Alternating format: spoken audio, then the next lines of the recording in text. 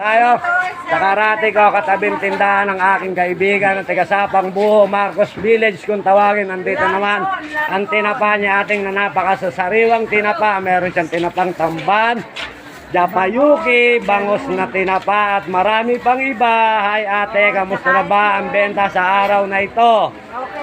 Okay na okay naman, ganun talaga ang buhay. Nagtsatsaga ang nanay para sa kanyang anak na kailangan niyang sustentuhan o buhayin. Kasi nga po, pagdating ng panahon, yun ang kailangan niya. Ang kanyang mga anak, pagdating ng panahon, siya ang makakatulong niya o makakatuwang kay ate. Kaya siya nagpupursige, nagtsatsagang naghahanap buhay dito sa ating pamilya ng bayan ng Bungabong. Kaya sana naman mga anak, suklian natin ng kabaitan at kagandahang loob ang binibigay ng ating mahal na ina at mahal na ama.